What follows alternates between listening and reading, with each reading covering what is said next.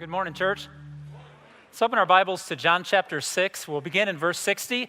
If you're visiting Christ Church today, my name is Mark. I have the privilege of being one of the ministers, and we're glad you're with us. We're glad you're worshiping Jesus, and we feel very honored that you would worship him with us. And so we're glad you joined us here, whether you're from visiting out of town or you're from the area. We just want you to be welcome, and we do appreciate seeing you here today. We want to tell you where we've been recently, so that you can connect with where we're going today, because I'm going to be using a non-traditional Easter text, and you'll understand why in just a few moments. But what if I could offer you hope, joy, love, and power today? What would you pay for that? If I could tell you that there is, what would it be worth to you if I could say, I could give you inexhaustible hope, nothing could take it from you. Or I could give you a joy that brought you no shame. Having it and experiencing it would be a pleasure, rather than something you had to hide from people knowing about it? What if I could offer you a love that sought only your good and knew exactly what was for your good? What if I could offer you a power that fulfilled every promise you ever dreamed could possibly be? What would that be worth to you? What would you expend to have those things? That's the question that the resurrection, believe it or not, answers. And what if I told you that the answer to those things, the person who could give you those is not me, it's not a church, it's not a church brand, but it's Jesus and only Jesus? How would you respond to that? See, we've been studying, if you're visiting, we've been studying through the Gospels. We've taken Matthew, Mark, Luke, and John, and to the best of our ability, we've created a chronological timeline of Jesus' life. And we've been studying this since November of 2016. And we're going to continue to study through the life of Jesus until we have exhausted each and every verse and we have processed what he's teaching us about himself and about ourselves. And where we are and have been for the last few weeks, for over a month now, is in John chapter 6. It's a very prominent chapter to understand what belief is. And we'll be concluding this chapter this morning on Easter Sunday. So let me tell you where we've been so you know where we are. And if you know where we are, you can go with us in these next few steps. There was a crowd of 5,000 men and family members that gathered around Jesus one day, and he fed them. He took a little boy's sack lunch, he took some fish and some loaves, and he fed the 5,000. And then he went up into a mountain to pray. He put his disciples on a boat, and he sent them across the Sea of Galilee, and he said, I'll meet you on the other side. And while they were on the sea, on the lake, a big storm blew up, and it was an intense storm. Jesus came down off the mountain, he walked across the water, found them on the lake, walked right to them, and then he rescued them and took them safely to shore. When they got to the shore the next morning, there was a large crowd that had gathered around him. And this crowd had seen the disciples get in the boat. They hadn't seen Jesus get in the boat, so they were really amazed that he was there and that he had fed them the day before, and they wanted him to feed them something, and Jesus told them no. In the crowd that day were three distinct mini crowds, if you will. The largest part of the crowd were people who didn't understand who Jesus was. And Jesus said, you want me to feed you, but I'm going to tell you no, because I want to give you something more long-lasting. And he challenged that their belief would not just be in what he could do, but he challenged them to believe in who he was. And then there was a smaller crowd. They went into a synagogue, a local Jewish worship house. They went into the synagogue, and that crowd got smaller because not everybody would have been welcomed in. And this was a crowd who didn't know, or the first crowd didn't know who he was. The second crowd should have known who he was. They were the religious leaders. And Jesus said, I am the bread that came down from heaven, and they were troubled by this. And Jesus told them that you need to believe by choosing to respond to me as your only satisfaction. You must eat my flesh and drink my blood. And they were angered by this. And then we get to our text today, and the crowd gets even smaller. And you'll see why in just a few moments. And Jesus begins to talk to people who did know who he was, the disciples. So let's begin reading in verse 60. On hearing it, when Jesus said, unless you eat my flesh and drink my blood, you can't be a part of my kingdom, pretty graphic illustration of consuming Jesus as being the thing that allows us to have life. On hearing it, many of his disciples said, this is a hard teaching. Who can accept it? Aware that his disciples were grumbling about this, Jesus said to them, does this offend you? You see, many in the crowd would walk away from Jesus that day. Some scholarship that I've read estimates that there were likely over 7,000 people, 7,000 men and family members. It could have been a crowd of upward of 15,000 people. We don't know. We know it was roughly at least 7,000 people were gathered around him that day when he was teaching. And he told them, unless you eat my flesh and drink my blood, you can't follow me. And the crowd began to walk away from him. If we listen to Jesus' teachings, and we have been since November of 16, if we listen to Jesus' teachings, we're going to understand this. He is trying to tell us that discipleship is not about whether you start following him. Discipleship is about whether you're willing to finish with following him. Because many people will start on the path of discipleship, but very few, according to Jesus, will pay the price to follow him all the way to conclusion. All the way back in the Sermon on the Mount, in Matthew chapter 7, Jesus ended that great sermon with an illustration of two men who built homes. One built on the sand and one built on the rock, and only one of those homes survived life. The one built on the rock could sustain what life does to it. The one on the sand was washed away. He also told the parable of a man casting seed on 4 different kinds of soil. All 4 soils took the seed, but only one produced fruit. And producing fruit is what soil is supposed to do when a seed enters it. Jesus used that as an illustration of discipleship that we've talked about in the past, that not everybody who begins to follow Jesus will choose to keep following Jesus all the way to the end. And that, by definition, is what a disciple does. See, belief is an interaction between you and Jesus. To believe that he is who he says he is, to believe that he alone can satisfy, to believe in that is to seek, trust, and obey Jesus as if your life depended on it. Because it does. And this is what we're discovering with Jesus. Jesus does offend a lot of people. In fact, I'm going to pose 2 big questions, and they're simply this. The first question I'm going to pose this morning is, why do people choose not to stay with Jesus? Why do some people start following him and then walk away? And the second question is, why should you stay? And if we look at those 2 big questions, we're going to view those by looking at the fact that Jesus asked his audience that day 3 questions, the same questions I want to ask us. So why not stay with Jesus? Why do people choose not to do this? Why do some people realize he's the Son of the living God, confess him as the Son of the living God, and then ultimately walk away as if that doesn't matter anymore? Jesus asked the crowd that day, as it got smaller and smaller and smaller and more people walked away from him, he said, "Does this offend you? When I tell you that I'm the bread from heaven, unless you eat my flesh and drink my blood, you can't be a part of my kingdom. Unless you digest me, unless I become the source of your strength in your life, does that offend you?" And the answer is yes.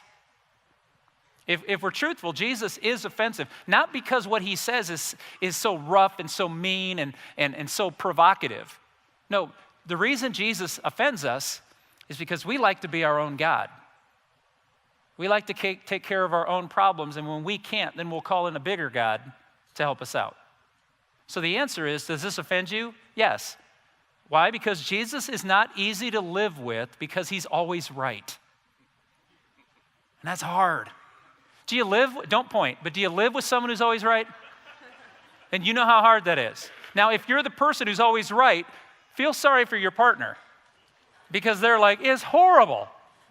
But when you live with Jesus and he's always right, it means when you and Jesus disagree, who's wrong? I am. And that's why sometimes Jesus offends. Not because he's not telling us truth. We just don't like the truth he's telling us. You see, his identity is not up for revision. Jesus is not going to change who he is because you're uncomfortable with it. He's going to reveal who he is so that you become uncomfortable with you and allow him to change you. You see, for Jesus to do what he needs to do in us, we have to abandon our own self-sufficiency. We have to climb off the throne of acting like mini-God on internship. And we need to start letting the real God sit in his throne and allow the real God to rule over each and everything we do. And so Jesus is revealing himself. So he asks him the question, does this offend you? And the answer is, it's okay for us in church to say, sometimes Jesus offends us because I'm sitting in his spot. The second question he asks is actually found in verse 62, and let's read through 66. What if you see the Son of Man ascend to where he was before? The Spirit gives life, the flesh counts for nothing. The words I have spoken to you are spirit and they are life, yet there are some of you who do not believe.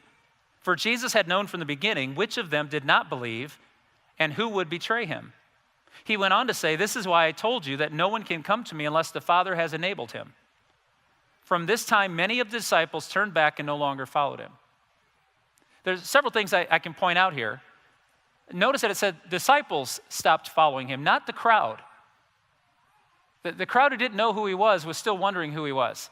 The crowd who should have known who he was turned their back on him because he didn't meet their expectations. But the crowd who did know who he was, even some of them walked away, and they had more evidence than any other parts of the crowd, but they still walked away. The second question Jesus asks is, what if I am who I say I am? The first question was, does this offend you? The second question was, what if I prove to you that I'm exactly who I just told you I was that offended you? What if I reveal to you that I am God? What if I reveal to you by ascending back to my Father? What if, and all these things that he said he could do, he did? The reason we celebrate the resurrection on Easter morning is because he did ascend back to the Father after coming out of the tomb. What did he prove to us? I never lied to you. I revealed who I was. Believe in that. Allow that to satisfy you and find life. Without that, we'll never find life. Jesus said, eat my flesh and drink my blood. Now, I don't know about you, but I can interpret it this way. Maybe you've been in one of those relationships where you've been in a relationship with a jealous boyfriend or a jealous girlfriend. You know, the kind who said, if you're going to date me, then you can't talk to anyone else ever. I need to see what's on your phone. Why is she texting you? Why did you get an email? You know, the stuff that happens in junior high and high school that unfortunately doesn't stop for some of us when we become adults. Learning how to be in a relationship that's safe and healthy and respectful. And for some of us, if we're not careful, we turn Jesus into that jealous 6th grade girl who's like, who are you talking to? Why are you talking to them? Why are they talking to you? I want you to only focus on me, nobody else, as if Jesus were threatened by your attention to something else. What Jesus says is, I'm going to let you have all the relationships you want in life, but until you realize how unsatisfying they are, and I'm the only thing that truly can meet your needs. That's why Jesus said, turn your attention on me, and all those other things will prove to be insignificant, temporary at best. And so that's the challenge of the text. Is Jesus enough for us, or is he one of many other options we like to have available to us to keep us satisfied?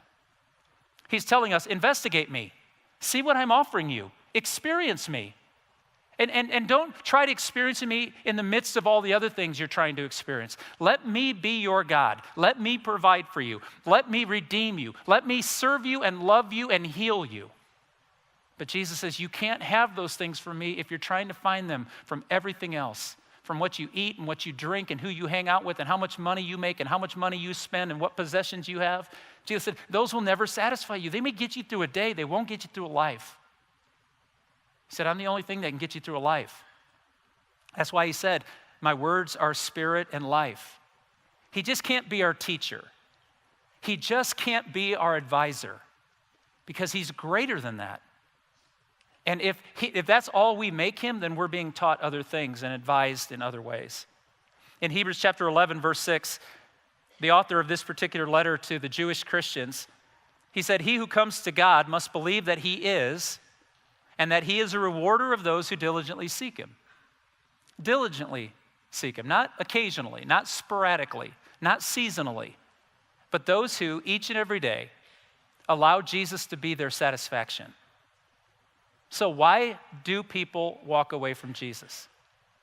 Well, if you look at Scripture and his interactions with people, you find several reasons.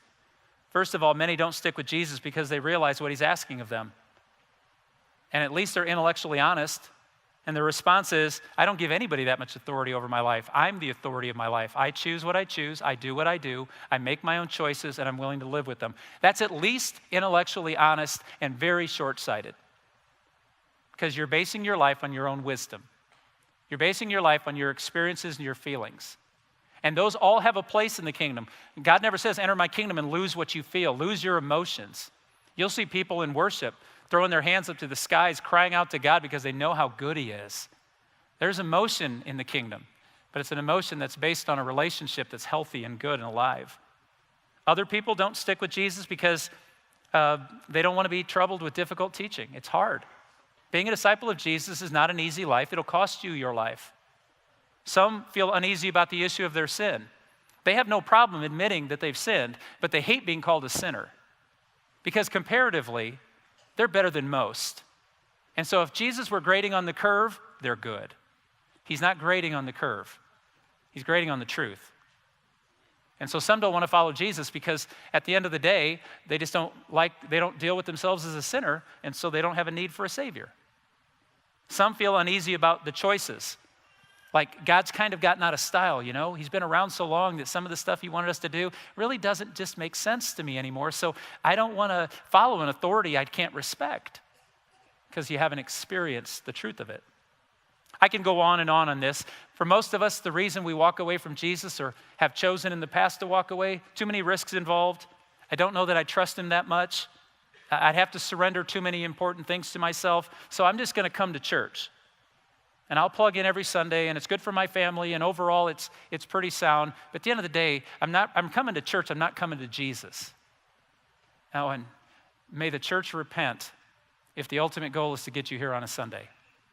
The ultimate goal is to get you, as you travel toward Jesus, to have a community of people that love you and help you and grow you. You see, the call to believe Jesus is the call to believe him every single time. So that's what he was telling the crowd. The reason you have a problem with my teaching is because you don't really believe I am who I say I am.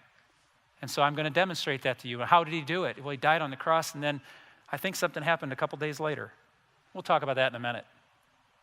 So we know why people walk away from Jesus, but let's talk about how does Jesus satisfy? For those of you that are willing to long haul follow Jesus, to not just walk away when it gets hard, to not walk away when there's questions, to not walk away when doubts enter your mind, and instead of remembering who he is and what he's done, we turn on to the doubts, we listen to our culture, and we walk away saying, it's just kind of an antique religion, I'm not sure it fits today. So how does Jesus satisfy? Well, he saw the crowd walk away. Like I said, it was a minimum of 7,000 people, and now he's down to 12. I've preached some horrendous sermons. You've heard some of them. Never had 7,000 people walk out of here going, I'm done. So it's probably not his top sermons of all time, except he did it on purpose.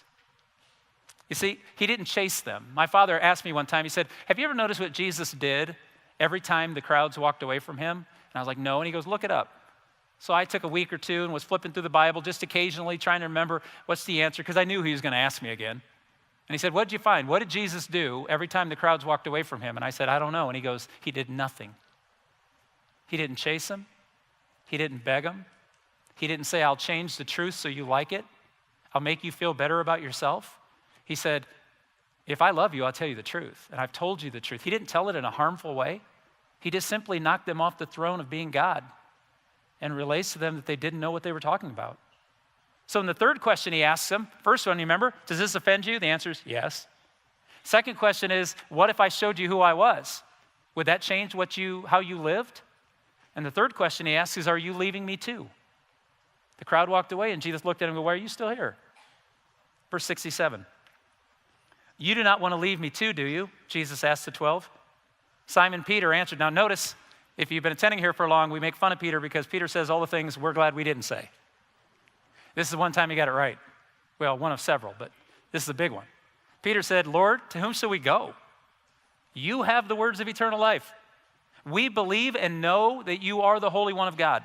Then Jesus replied, have I not chosen you the 12, yet one of you is a devil? He meant Judas, the son of Simon Iscariot, who though one of the 12 would later betray him. Peter said, we know. And Jesus said, no, not all of you know.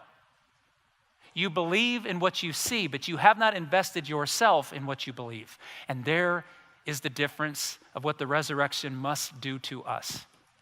The fact that Jesus is raised from the dead must move us from believing it happened to allowing it to happen to us. Church, are you with me? I could have said that one sentence and you'd all be eating deviled eggs right now and like me more, because that's the sermon. Believing he was raised from the dead does not change the fact that you may not be raised from the dead. And if Jesus is raised from the dead and he's offering you a path to be raised from the dead, do you want to be raised from death to life? It's the challenge. I love Peter. He says, to whom shall we go? Who else can offer you this joy, love, hope, power?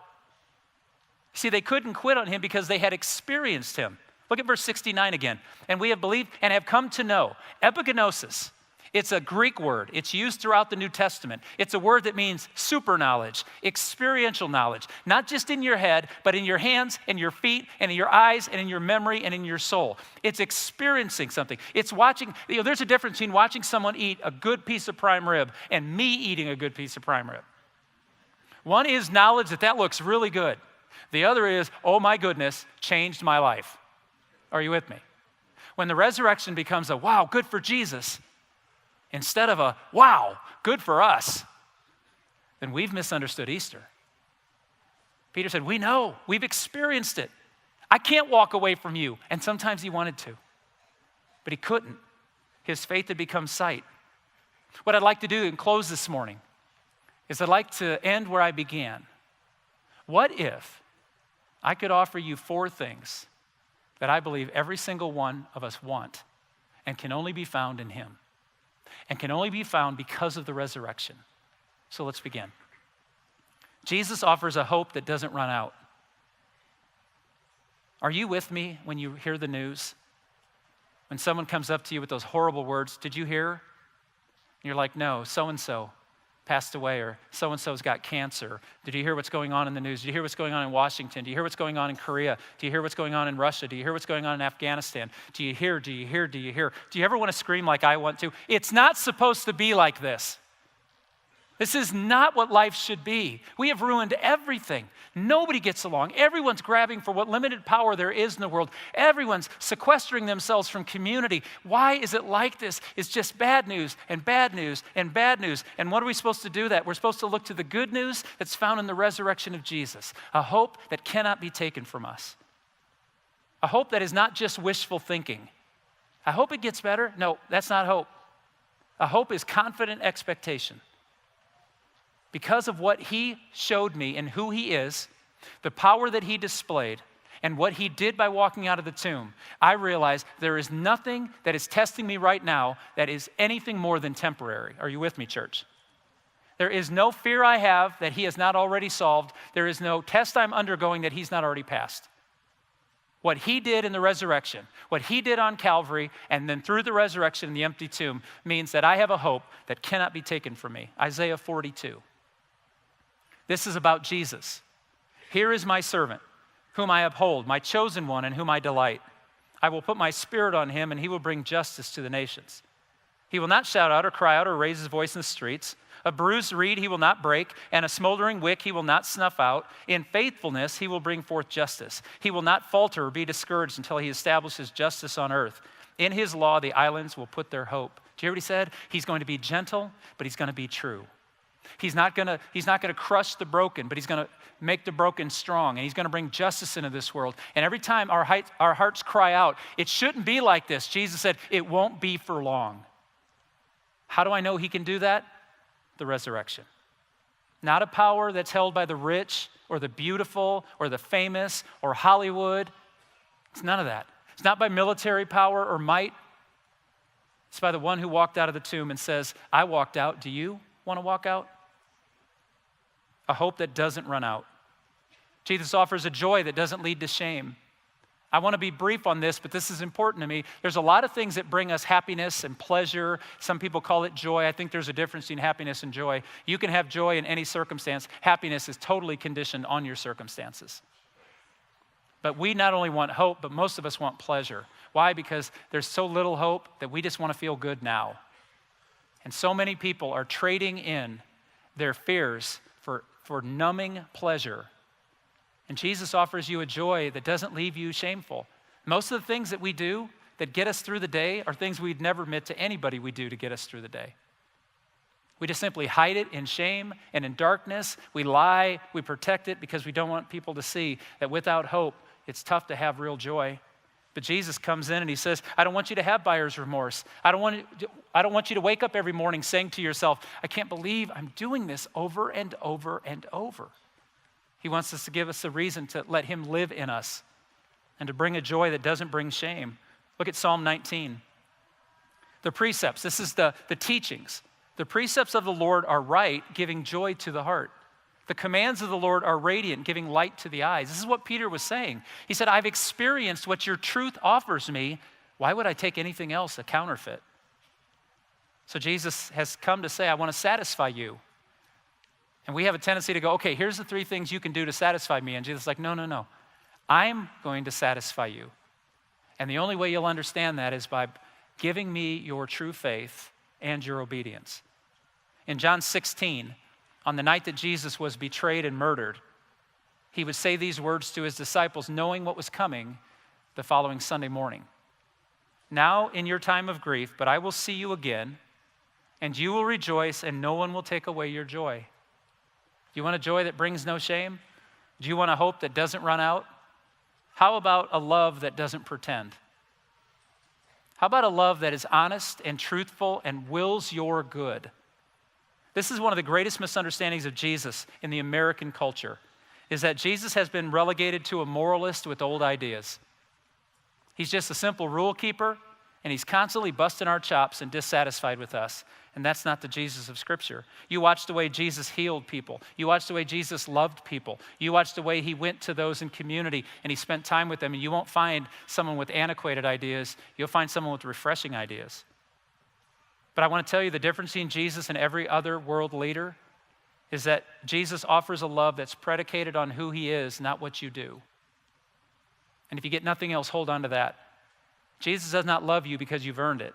And he does not choose to not love you ever. And we've all earned that. Jesus loves us because of who he is. And his love for us is not conditioned on our behavior. It's conditioned on who he is and what he came to do. See, the crowd wanted food, and Jesus said no, not because he was angry and not because they were stupid, because they needed more from him. The Pharisees, the religious leaders, came to him and said, do it our way. And he said no, not because he wanted to prove them wrong, but he wanted to show them that they had missed God's heart in following the law.